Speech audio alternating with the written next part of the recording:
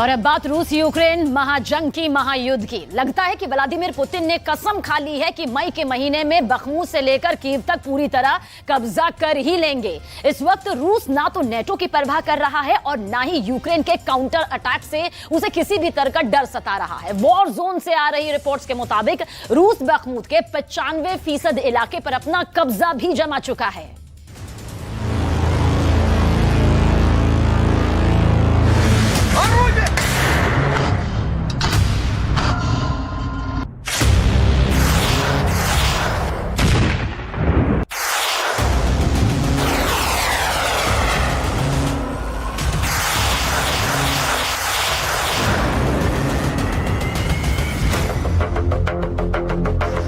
पिछले 21 दिनों से पूर्वी यूक्रेन में 800 किलोमीटर की फ्रंट लाइन पर आखिर रूस ने अब तक 1500 मिसाइलों से हमला क्यों किया है? क्या ज़ेलेंस्की के काउंटर अटैक को फेल करने के लिए रूस सीरियस अटैक कर रहा है?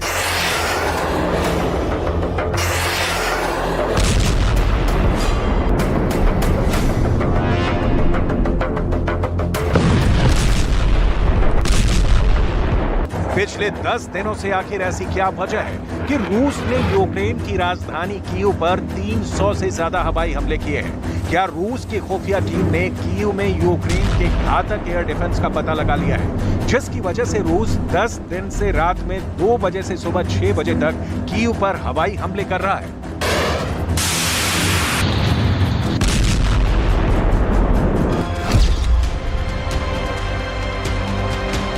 रूस किस दम पर दावा कर रहा है कि उसने बखमूत के 95% इलाके पर कब्जा कर लिया है? क्या वाकई में अब यूक्रेन के पास बखमूत का सिर्फ 5% हिस्सा ही रह गया है? क्या जापान के हिरोशिमा में हो रही G7 की मीटिंग में रूस के खिलाफ ऐसे कदम उठाए जा रहे हैं जिसके बाद रूस महज 60 दिन में यूक्रेन और नेटो से हार जाएगा? क्या वाकई इन दावों पर यकीन किया जा सकता है?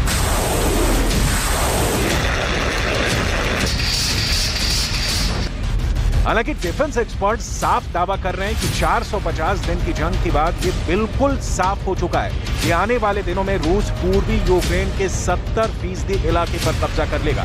और अगर ऐसा होता है तो ये मान लीजिए कि पूर्वी यूक्रेन के शहरों में पुतिन का कब्जा होगा और शमशान घाटों पर ज़ेलेंस्की का कब्जा रह जाएगा। 95% जीता रूस, 5% हारा यूक्रेन।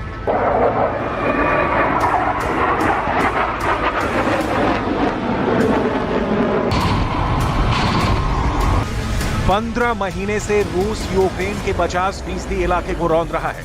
अकेले पूर्वी यूक्रेन के 80% इलाके पर रूस के 50,000 टैंक और 800 तोपें यूक्रेनी सेना को तबाह करने में जुटी हैं। पिछले 10 महीने से अकेले बखमूत में पुतिन की सेना ने खूनी जंग के सारे रिकॉर्ड तोड़ दिए हैं।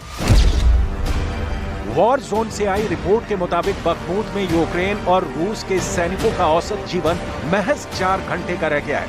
यानी जंग में उतरा सैनिक चाहे रूस का हो या फिर यूक्रेन का, युद्ध में 4 घंटे के अंदर मारा जा रहा है। 30-30 फीट के इलाके पर कब्जा करने के लिए रूस को 1000 से ज्यादा सैनिकों को युद्ध में खोना पड़ा है। जिसके बाद आज 10 महीने बाद रूस ने दावा किया है कि उसने बखमूत के 95% इलाके पर कब्जा कर लिया है।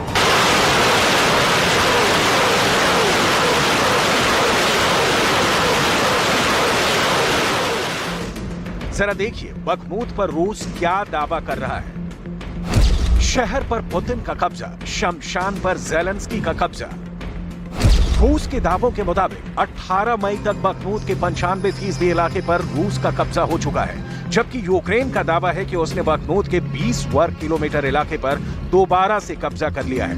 रूस का दावा है कि यूक्रेन शहर के बाहरी और खेतों के इलाके को 20 वर्ग किलोमीटर का इलाका बता रहा है। हकीकत में यूक्रेन का बखमूत शहर पर नहीं बल्कि बखमूत के बाहरी और दूर दराज के इलाकों पर कब्जा है। 18 मई को ओपन सोर्स के जारी नक्शों के मुताबिक रूस की सेना बखमूत शहर में आखिरी सड़क तक कब्जा जमा चुकी है। यूक्रेनी सेना के मुट्ठी भर सैनिक बखमूत के पश्चिमी इलाके में रह गए हैं। यहाँ तक कि वैगनर ग्रुप के चीफ येवगेनी प्रिगोजिन ने भी दावा किया है कि 17 मई तक रूस की 72वीं सेपरेट मोटर राइफल ब्रिगेड ने डोनेट्स्क ओब्लास्ट को तबाह कर डाला है। यहाँ तक कि रूस की 72वीं सेपरेट मोटर राइफल ब्रिगेड ने बखमूत के दक्षिण पश्चिम में यूक्रेन की सेना को भारी नुकसान पहुंचाया है। 95% जीता रूस, 5% हारा यूक्रेन। सिर्फ बखमूत ही नहीं, अब रूस का अगला सबसे बड़ा टारगेट यूक्रेन की राजधानी कीव बन चुका है। पिछले 10 दिनों से रूस ने कीव पर 300 से ज्यादा हवाई हमले किए हैं। इस वक्त कीव में ऐसे हालात हो चुके हैं कि कीव के मेयर को अपील करनी पड़ी है कि कीव में कोई भी यूक्रेनी नागरिक बंकर से बाहर न निकले। रूस ने कीव पर पूर्व, उत्तर और दक्षिण दिशाओं से हमले किए हैं। यूक्रेन के दावों के मुताबिक रूस कीव पर बेहद जटिल हवाई हमले कर रहा है। कीव से आ रही खबरों के मुताबिक रूस अपने बम वर्षकों से किंजल जैसी हाइपरसोनिक मिसाइलों से कीव के एयर डिफेंस को तबाह कर चुका है। एक अनुमान के मुताबिक लंबी दूरी के रूसी रॉकेटों से 1800 हमले पिछले 10 दिनों में कीव पर हो चुके हैं। जबकि अगर रूसी ड्रोनों की बात की जाए तो रूस ने कीव पर शाहिद 136 और शाहिद 131 ड्रोनों से सीरियल अटैक किए हैं। कीव में मौजूद अमेरिका का पैट्रियट मिसाइल डिफेंस सिस्टम भी रूस तबाह कर चुका है, जिसकी वजह से यूक्रेन और नाटो के होश उड़ चुके हैं।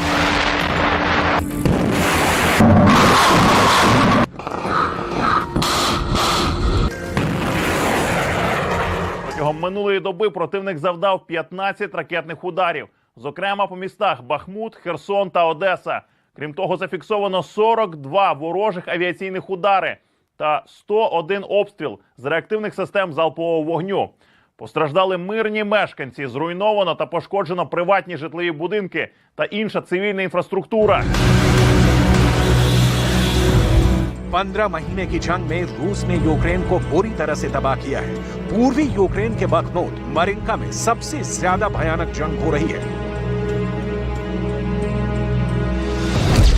इसके अलावा Lyman, Avdiivka, Chernihiv, Zaporizhzhia, Donetsk, Kherson, Kharkiv, Sumy और डॉनबास में 9 मई से अब तक यूक्रेन पर रूस ने 2500 से ज्यादा हमले किए हैं।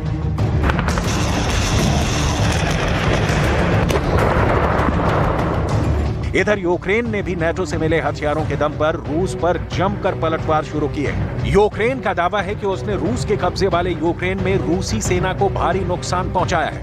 खबरों के मुताबिक यूक्रेन रूसी कमांड सेंटर और नियंत्रण केंद्रों को निशाना बना रहा है। यहां तक कि जापान के हिरोशिमा में चल रही G7 मीटिंग में रूस ने दावा किया है कि यूक्रेन को जानबूझकर अमेरिका, ब्रिटेन, फ्रांस, जर्मनी जैसे नाटो देश युद्ध करने के लिए भड़का रहे हैं। रूस ने G7 मीटिंग में दावा किया है कि रूस के खिलाफ अकेले यूक्रेन जंग नहीं कर रहा, बल्कि नाटो ने भी रूस के खिलाफ मोर्चा खोल दिया है।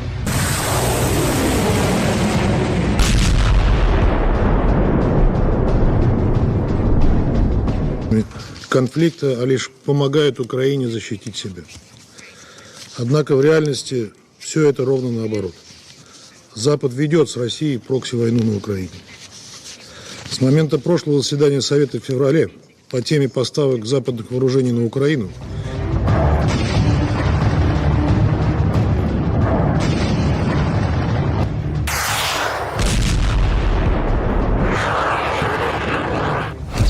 %95 जीता रूस, 5% हारा यूक्रेन।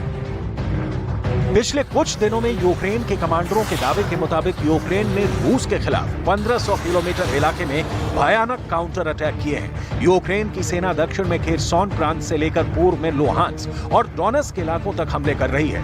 यूक्रेन की सेना ड्रोन हमलों से अक्सर रात में रूस के तोपखाने और रॉकेट आर्मी पर हमले कर रही है। इसके अलावा रूस के बख्तरबंद वाहनों पर भी यूक्रेन ताबड़तोड़ हमले कर रहा है। यूक्रेन का दावा है कि पिछले 48 घंटे में उसने रूस के 78 आर्टिलरी सिस्टम को दबा कर डाला है। यूक्रेन रूस के खिलाफ पूरी दुनिया को एकजुट करने में जुटा है। जापान के हिरोशिमा में G7 की मीटिंग में America, Britain, France, Germany, Japan, Canada और इटली पूरा जोर लगा रहे हैं कि किसी तरह से यूक्रेन को बेचारा और रूस को शैतान साबित किया जा सके। देखिए G7 की मीटिंग में ब्रिटेन की बारबरा वुडवर्ड कैसे रूस पर भड़क रही हैं। Russia is deploying more and more powerful weapons. Russia sources weapons for Putin's illegal war from states such as Iran and DPRK in blatant violation of relevant Security Council resolutions. the UK calls on other states not to provide Russia with military assistance. पिछले एक हफ्ते से Ukraine के राष्ट्रपति Zelensky बेहद जोश में हैं। यूक्रेनी सेना के पास दुनिया भर से 600 तरह के हथियार मौजूद हैं, जिनके दम पर वो रूस से जंग कर रहा है। 600 तरह के हथियारों की ताकत को देखकर ही यूक्रेन के राष्ट्रपति ज़ेलेंस्की दावा कर रहे हैं कि साल 2023 के अंत तक यूक्रेन रूस को जंग में जरूर हरा देगा। पहले आप ज़ेलेंस्की के दावों को सुनिए, उसके बाद हम आपको बताएंगे कि पिछले 24 घंटे के अंदर कैसे रूस के ट्रिपल अटैक ने यूक्रेन को मिले नेटो हथियारों का कीमा बना डाला है। Саме зараз час, щоб вже цього року ми визначали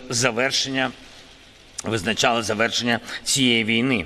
Вже цього року ми можемо зробити поразку агресора незворотньою. 95% जीता रूस, 5% हारा यूक्रेन।